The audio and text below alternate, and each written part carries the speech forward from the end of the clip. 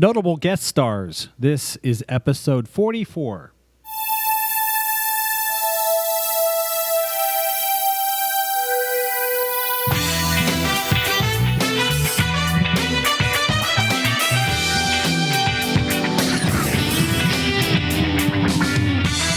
You're listening to 70s Trek with Bob Turner and Kelly Casto, the fan podcast that looks at Star Trek in the 1970s. It was the decade that built a franchise.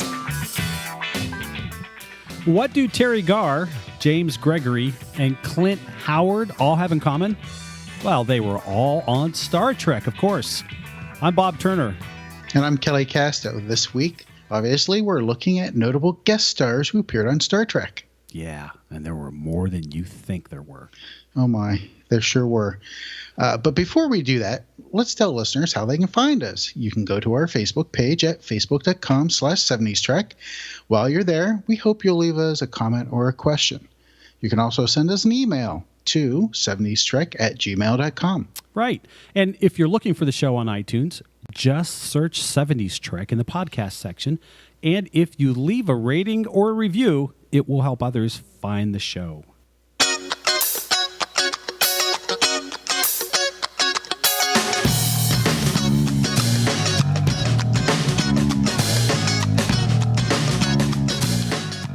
Well, you know, when you produce 24 or 26 or 29 episodes per season, you're going to have a lot of guest stars. Yeah, definitely. And since the actors at the time moved around from TV show to TV show during this era, you begin to recognize their faces or even their voices when they appear on other shows. Yeah, isn't it the truth? Like, I can remember being a kid and you hear that voice from the guy that played, in Devil in the Dark. And you're like, I know that voice from somewhere. And then later on, when you watch a Bonanza that night, you're like, oh, wait, that's the guy that was just on Star Trek. And then when you watched, oh, forget it. You get my point. Yeah. That's right.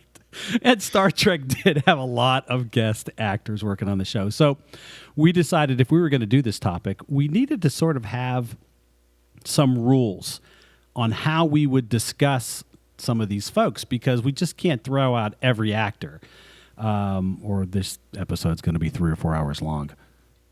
So we decided we would look at actors who met certain criteria. First, if they were memorable for their impact on Star Trek, or if they became famous later on after being on Star Trek.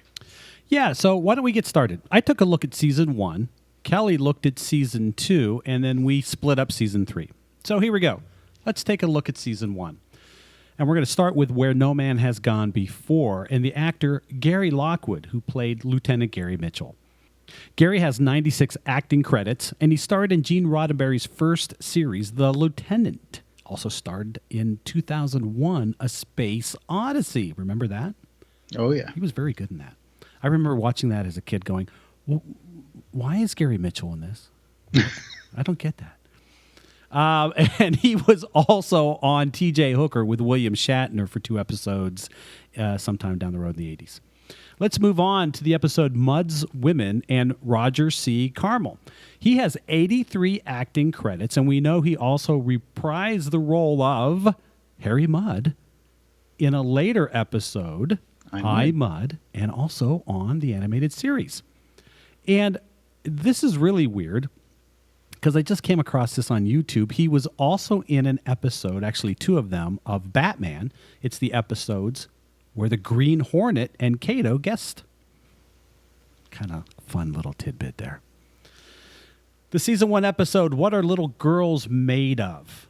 Ted Cassidy played the role of Rook. He has 71 acting credits and is probably best known for playing Lurch on The Addams Family, and later on played Bigfoot, that's Bigfoot the robot, in The $6 Million Man. You know, he did a lot of voice acting for Saturday morning cartoons as well in the 70s and 80s. And among other things, because he acted in a bunch of stuff, guested on Lost in Space, Batman, and The Man from U.N.C.L.E. Also in What Are Little Girls Made Of is Sherry Jackson. She has 105 acting credits, and she started acting at age 6. 6? In 1949. And she was in, get this, a movie with John Wayne and Donna Reed, Trouble Along the Way. And she was also the older sister in the Danny Thomas Show, 134 episodes in that. Wow. Yeah, and then, of course, all through this period of the late 50s and throughout the 60s and 70s, you're going to see Sherry Jackson guest starring on all kinds of different shows, and some of them were Maverick and, of course, Lost in Space. Let's talk about the episode Miri. Kim Darby played Miri. She has 85 acting credits, is still acting today. She had a 2017 credit in there. And she's probably best known, though, for co-starring with John Wayne in True Grit. Can you imagine that? That's wild. And she was good in it, too. And she was good in it. Co-starred with John Wayne. And also in the episode Miri was Michael J. Pollard, who played the character John. He has 113 acting credits. And he also has, and this was really cool, an Oscar nomination, a Golden Globe nomination, a BAFTA nomination, and a Laurel Award nomination for his role in the movie Bonnie and Clyde. Didn't know that, did you? He was also in an episode of Lost in Space where he played like a wayward boy who befriended Penny, whatever. And then he played Mix Pitalik in an episode of the 80s show Superboy. All right, let's move on to the episode Dagger of the Mind, and actor James Gregory, who played Dr. Adams. He has 178 acting credits. He's best known for his role in Barney Miller as Inspector Frank Luger. I have to tell you, I love him in that role. Absolutely. When I would watch Barney Miller, I would pray that Inspector Luger was going to show up. He was awesome in that role. He was so funny. And he also played Ursus in the movie Beneath the Planet of the Apes. Morgan Woodward played Dr. Simon Van Gelder, also in the episode Dagger of the Mind. He would later go on to play Captain Ron Tracy in the episode The Omega Glory. He has 126 acting credits, is probably, though, best known as Punk Anderson in the show Dallas. And he also guested on T.J. Hooker with William Shatner. And who can forget Clint Howard in the Corbomite Maneuver? Clint Howard, of course, is Ron Howard's little brother. He has, get this, 237 acting credits. At the age of 10, he starred in the show Gentle Ben. And at that time, that was his 24th role. So he was just an acting machine. And he was also in an episode of Enterprise as a Ferengi later on. All that guy did is work. He just works. He sure did. Really. Now we're going to move on to the Menagerie and Malachi Throne. He played Commodore Mendez. And get this, he also played one of the keepers in The Cage, though that role went uncredited. He has 105 acting credits, I should say, and was in all kinds of shows during the period, including Lost in Space. And then, since we're on the Menagerie, we have to talk about Jeffrey Hunter, who played Captain Pike. He only had 69 acting credits, but the ones he had, they're pretty high power. He starred with John Wayne in The Searchers, one of my favorite Westerns, and starred as Jesus in King of Kings. And I feel like I have to mention John Hoyt, who played Dr. Boyce. Now, he's not a major character in The Cage or in the Menagerie. He had 251 acting credits, though. And he was in, this is why he's kind of important, I think. He was in Cleopatra, Spartacus, and, I wish I had a drum roll, Flesh Gordon. That's why I wanted to bring him up. Nice. The Squire of Gothos, with William Campbell as Squire Trelane. He would later go on to play Captain Koloth in The Trouble with Tribbles. He has 83 acting credits. Again, one of those guys who worked extensively throughout this period, and he would go on to reprise his role of Koloth on Deep Space Nine. And then there's the episode Court Martial, and the actor Elisha Cook Jr. played Attorney Samuel T. Cogley. This guy has 217 acting credits, and the reason I wanted to mention him is he was in The Maltese Falcon with Humphrey Bogart. How about that? That's pretty cool. That is. Yeah. All right, let's move on to Space Seed and Ricardo Montalban. I mean, what else can you say? He is Khan Noonien Singh. Ricardo had 174 acting credits, was all over TV in the 50s and 60s and even the 70s. Don't forget, he played Mr. Rourke on Fantasy Island, and of course, would go on and reprise his role as Khan in Star Trek II, The Wrath of Khan. I know. I wish I had. Thank you. Thank you very much. Let's go to the episode A Taste of Armageddon and talk about Barbara Babcock. She is the attractive blonde lady in that episode. She has 65 acting credits, but she has kind of a really strong tie to Star Trek because she appeared or did work in 6 Star Trek episodes. And it starts with the Squire of Gothos when she played the voice of Trelane's mother at the end of the episode. She was in A Taste of Armageddon, as I mentioned. She's also in the episode Assignment Earth with Gary Seven, and her voice is the Beta 5 computer. She's also in the Tholian Web, another Season 3 episode, as Commander Loskeen, the voice of. Another Season 3 episode, Plato's Stepchildren, and she plays the voice of the Lights in The Lights of Zetar. She's also notable for appearing in Dallas, and you might remember her also for being in Hill Street Blues as Grace Gardner. So she's got quite the Star Trek resume. Jill Ireland guest starred in This Side of Paradise as Spock's girlfriend. She has 54 acting credits, probably best known for being the wife of Charles Bronson. But she's just beautiful, so I wanted to make sure she was in this list. The episode Errand of Mercy with John Colicos, who played Captain Core. 117 acting credits. He also played Baltar on Battlestar Galactica and reprised the role of Core 3 times on Deep Space Nine. And, of course, who can forget Joan Collins in The City on the Edge of Forever? Joan has 127 acting credits. She's probably best known for playing Alexis Carrington on Dynasty for 204 episodes. But for geeks, she also was in Batman and Space 1999. In the episode Operation Annihilate, the young man who plays Peter Kirk, that actor is Craig Huxley. Now, he goes on to play Tommy Starnes in the Season 3 episode, And the Children Shall Lead.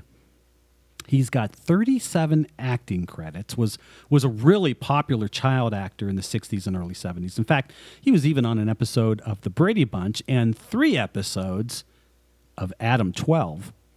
But interestingly here, he also has 72 musical credits and was a composer for some additional music on Star Trek The Motion Picture. Why don't you tell us about Season 2? All right. We'll start with Amok Time. Got to start with T'Pau. Celia Lofsky. She was married, and this is kind of notable, she was married to Peter Lorre. She was in notable movies, Man of a Thousand Faces with James Cagney, and later, much later, Soylent Green. Soylent Green is people! It's people! It's people! She also had a reoccurring role on Dragnet. She did? Yes, she did. Wow. Yeah. Next to Pring, who's Arlene Martell. She had a relationship with James Dean. I don't know if you knew that. Oh, she's got to be on the list just for that. That's what drew my attention to her. But then digging into it, she was in one of the best episodes of The Outer Limits. She played Consuela Barros, opposite Robert Culp's character Trent, in that episode. It was the second season episode called Demon with a Glass Hand in 1964. This episode was written by famed science fiction author Harlan Ellison. Oh, isn't that interesting? And Yes. of course, Robert Culp was in The Greatest American Hero in the 80s. Absolutely. She was also in 7 episodes of Hogan's Heroes as Tiger. Oh my God! Now that you say that, I see it in my head. Yep. Oh wow! Isn't it? As you went through this, and I don't mean to throw you off, but as we went through this, didn't you find it fascinating how many cross connections there were between these actors and different shows and movies and things? It's amazing. It's amazing, and it just pops right in your head. Yes. Let's move on to Who Mourns for Adonais. Apollo was played by Michael Forrest. We've talked about Michael before, but a little background here. He was a leading man for several movies that Roger Corman and Gene Corman did in the 50s. So there were several of them. Saga of the Viking Women and Their Voyages to the Waters of the Great Sea Serpent. I love that title. That's awesome. He was also, if you think about it, he was in several Western TV shows. I mean, anything you can think of that was Western in the 50s and 60s, he was in. Cheyenne, Wagon Train, Rawhide, Gunsmoke. He had several acting credits. I didn't capture all of that like you did, Bob, but one that caught me by surprise was he has done numerous English dubs for Japanese anime. Really? Yes. Anime? The list was, it was incredible. All the way back from the 70s. Wow. So as some of those anime cartoons came over, he was redubbing them into English? Exactly. Oh, wow. Things cool. like Ghost in a Shell, a bunch of different Gundams, Power Rangers is a really notable one, and Street Fighter. Wow. How about that? Yeah. So Carolyn Palamas. Did I say that right? You got it. Leslie, played by Leslie Parrish. Beautiful actress. Beautiful. But that's not why I put her on their list. No, never. We would never do that. She actually was, played in like hundreds of TV shows. Well, we'll just say 100. And is known as one of the first women producers. I don't know if you knew that. I didn't. In the 50s, she played Daisy May in Little Abner. She was in Manchurian Candidate, For Love or Money, Sex and the Single Girl. She was in Batman, Wild Wild West, The Lieutenant, and Red Skelton Hour. Several Red Skelton Hour credits there. All right, we'll move to The Changeling. Now, I'm gonna mention this person because was Nomad in like other things? I'm sorry. What's that? I was being a smart ass. I asked if Nomad guest starred in any other shows. Why, yes. I'm sorry. Go ahead. That's right. So The Changeling, I'm going to talk about Nomad.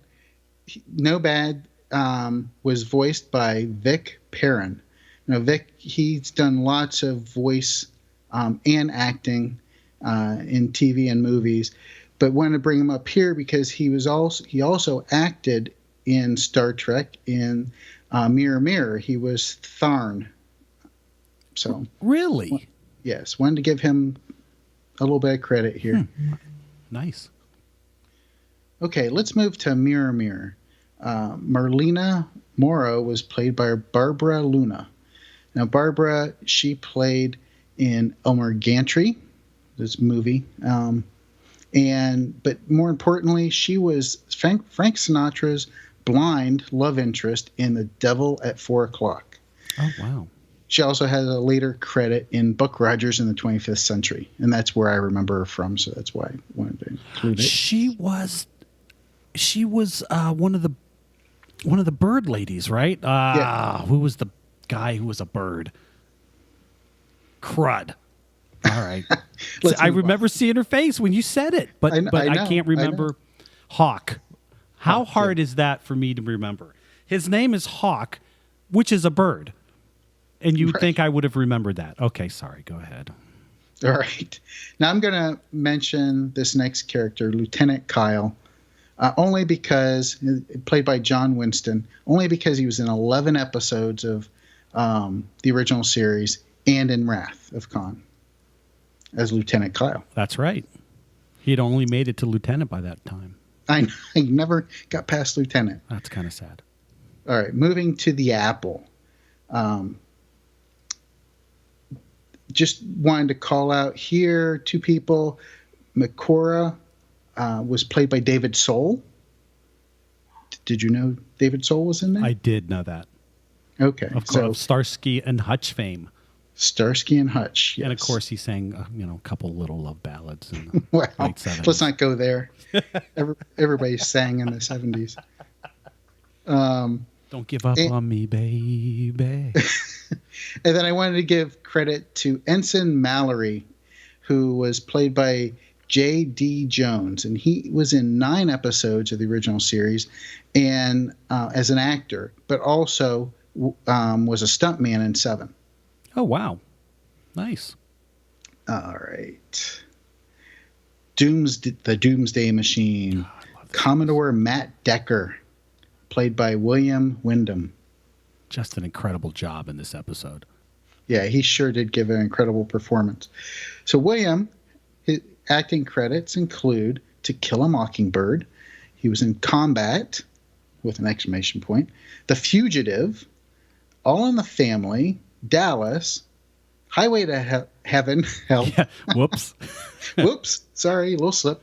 And he was also in several episodes of the Angela Lansbury Whodunit series, Murder, She Wrote.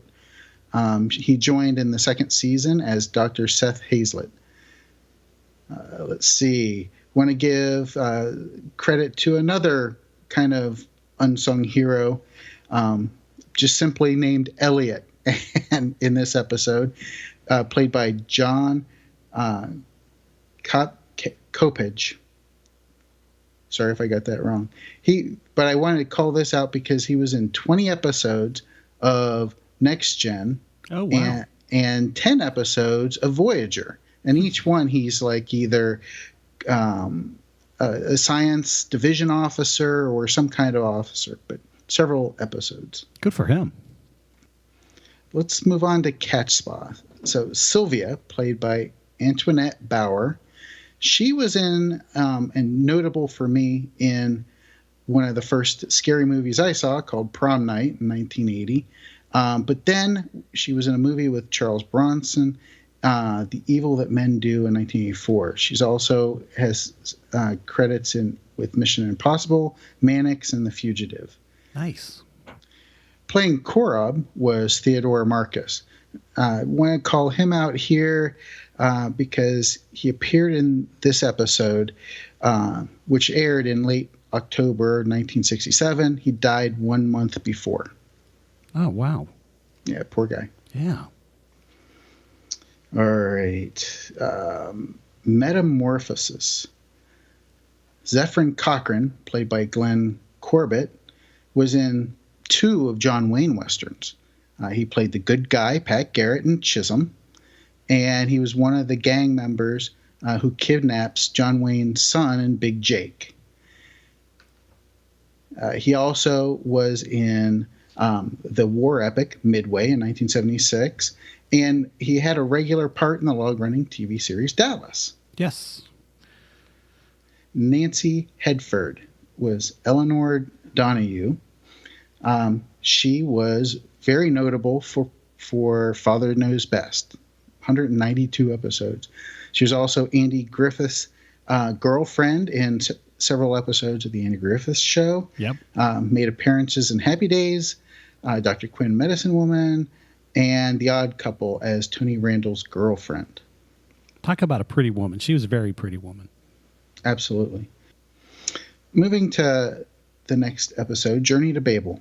Sarek, played by Mark Leonard. He was also the Romulan commander in Balance of Terror. He also did the voice of Sarek in the animated series Yesteryear. And we'll stick with Star Trek here. He was also in Star Trek The Motion Picture, Star Trek 3, Star Trek 4, Star Trek 6, and Next Gen, Unification 1, and the episode Sarek. Some of his other acting, he was in a movie, several movies: The Enemy Below, Greatest Story Ever Told, Hang 'em High, and Annie Hall. I didn't know he was in Annie Hall. Mm-mm. I didn't know either. TV, he was on Here Comes the Bride, Planet of the Apes, the TV series, That's Gunsmoke, right. Mission Impossible, Little House on the Prairie.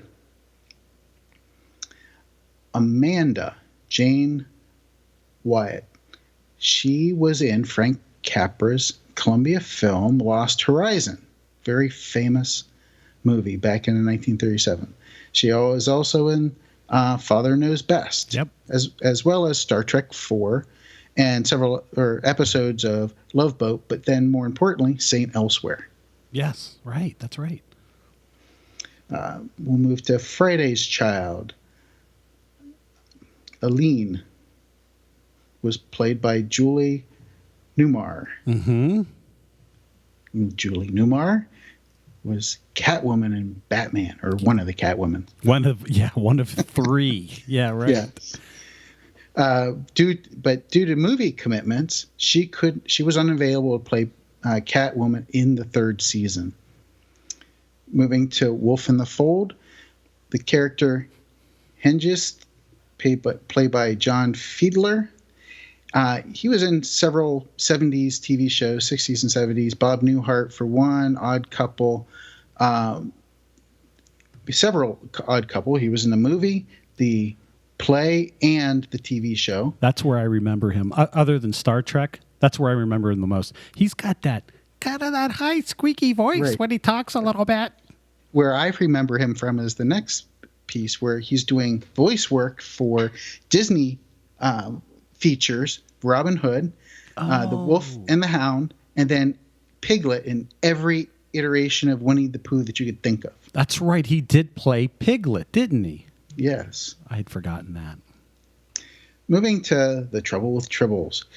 Korax, who was Koloth's second in command, was played by Michael Pataki. Now, Michael is from Youngstown, Ohio. Really? And, yes. He very prolific character actor. He was in several TV shows and everything, but I want to call out he has kind of a typecast where he's a Russian. And a lot of things he's in, he's playing a Russian. In particular, Rocky IV, he's the Russian promoter. Is that him? That's him. No way. Yep.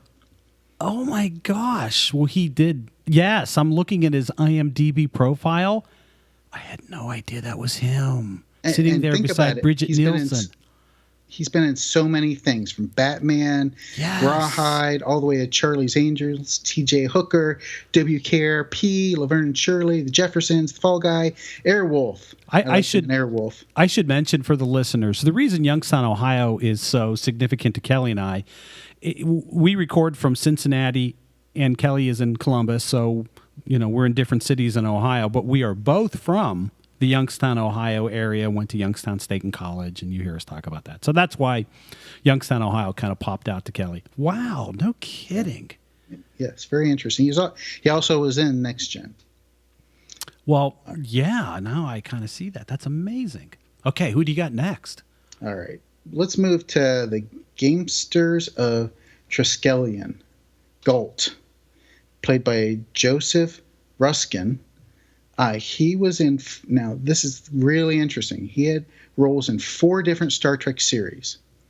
Star Really? Trek, Deep Space Nine, Voyager, and Enterprise. Huh. Now, this is where it gets really interesting. Besides Majel Barrett, who played in all 5 Star Trek series, she was only the voice in some of those. He actually acted in those 4 series. He was in Insurrection too, wasn't he? Yes. Wow. All right. Moving to a piece of the action. Krakow, played by Vic Tayback. And we all know Vic from, most famously, Alice. He was Mel in the TV series Alice. Yep. We're going to jump ahead a little to Return to Tomorrow. Character Anne Mulhall, played by Diane Mulder, was in another original series episode, Is There in Truth No Beauty? She was Dr. Miranda Jones in that episode. And then she was also in Next Gen as Dr. Pulaski, and she played 20 episodes in Next Gen. She's familiar in other things, Dr. Kildare. And if you remember, and it didn't hit me until I saw this, she was in Born Free in 1974, which was a big, animal activist type movie back then. I remember seeing it as a kid. I didn't realize she was in that. Yeah. Wow. Okay. Also played in several episodes of LA Law as Rosalind Shays. All right. Let's go to By Any Other Name. Rojan, played by Warren Stevens. He was in the movie that we've talked about early on, Forbidden Planet. He was Doc in Forbidden Planet. So I just want to make that tie there since we talked about Forbidden Planet. That's good. All right. The Ultimate Computer. Daystrom was played by William Marshall. Now, he's familiar to a lot of people from the 70s. He played in the Blackula series of movies. Oh, I didn't know that. Yes. Oh, wow. Yeah. And vampires were big back then, and actually those were really, I like those movies. He was also in Pee-wee's Playhouse. Really? Yes. Oh, my. All right. I need to jump to Assignment Earth. Roberta Lincoln, played by Terri Garr. Thank you. I've been waiting for us to get here. Yes. Terri Garr is familiar to all of us for playing in Close Encounters, Tootsies, Young Frankenstein, and Mr. Mom, to name several things that she's done. She's my favorite guest actress on Star Trek. Yeah, she is mine too. Loved her in Young Frankenstein. So that's my season 2 coverage. Great. Well, why don't we move on and talk about season 3 real quick? And let's start with the episode Day of the Dove. Michael Ansara played Captain Kang. He has 193 acting credits. He also played a couple of different roles in I Dream of Jeannie, including the Blue Gin, and that's probably because he was married to Barbara Eden. He went on later to reprise his role of Kang on DS9 and Voyager, and was actually in 3 episodes of Buck Rogers in the 25th Century. And again, don't forget, he played Kang in Star Trek, and he played a character by the name of Kane on Buck Rogers. Also in Day of the Dove is Susan Howard, who played Mara. She has 52 acting credits. She's very notable for playing Donna Culver in 198 episodes of Dallas. Let's go to Plato's Stepchildren. I mentioned Barbara Babcock earlier. She's, of course, in that episode. But with her is an actor by the name of Michael Dunn, who played Alexander. He has 33 credits, but he's notable for playing Dr. Lovelace on The Wild Wild West for 10 episodes. That's my half of season 3. What do you have? All right. Let's go to The Mark of Gideon. Ambassador Hoden, played by David Hurst. Now, I want to bring him up because he's in one of my favorite movies, Kelly's Heroes. He played Colonel Dankhumph. I remember. He actually was basically the premise of the whole show, because he was carrying around 2 lead bars that really were gold bars. Right. I remember that. That's a great movie. It is. He also was in Hello Dolly and Boys from Brazil. It seemed like he was a character actor. He did a lot of German things. Yep. All right. That Which Survives. Losira was played by Lee Merriweather. Who also was She was in Batman. She was a Catwoman. She was one of the Catwomen. She was also the not-so-evil Kitka, who was a romantic interest of Bruce Wayne. And let's just take a moment to say goodbye to Adam West. Yeah, absolutely. Who died recently. Yeah, I don't know what else to say. You'll be missed. Definitely. She was also Miss America in 1955, and she was in several Irwin Allen TV shows, notably the 30 episodes of The Time Tunnel. She did several things. She was in Barnaby Jones as Betty Jones, and she also was Lily Munster in The Munsters Today. So it's kind of interesting. Let's go to the Cloud Miners. There's a character named Anka, and this is played by Fred Williamson. Fred Williamson, former Oakland Raiders and Kansas City Chiefs football star back in the 60s. He's very notable because he was in one of the first African-American male actors who played in these, they called them blaxploitation movies. Yes, of the 70s. Yes. But he was also in MASH, the movie, as Dr. Oliver Jones. Right. Oh, again, I had one of those moments when you said it. Right. One of my favorite war movies, Inglourious Bastards, and where they took soldiers from not POW, but from a prison, basically, military prison, and sent them on a mission. I love that movie. And then more recent, From Dusk Till Dawn. Oh, how about that? He actually had several acting credits other than those. And I'm going to end with All Our Yesterdays. My second favorite guest star on Star Trek. Right. Zarabeth, played by Mariette Hartley. And she was, notable for several things. She was in Encino Man, which I didn't know. Grey's Anatomy. She's been in a ton of things. Little House on the Prairie, Emergency. She's another one of those actors who was all over TV, in the 60s and 70s. Do you remember the commercials she did with James Garner for Kodak in the 70s? Oh, yeah. I mean, people thought they were married. They had such good chemistry. Yep. So there you go. There's my list. Awesome list. What a fun look back. Obviously, a lot of people went through those gates at Paramount to guest star on Star Trek. And boy, they really added a lot to the show. I'll say that.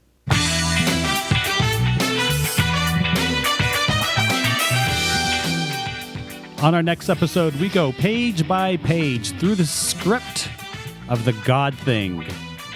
See you then. Thanks for listening to 70s Trek, an independent fan production. Join us next week as we explore more about the production, the actors, the producers, and the influencers of Star Trek in the lost decade of the 1970s on 70s Trek.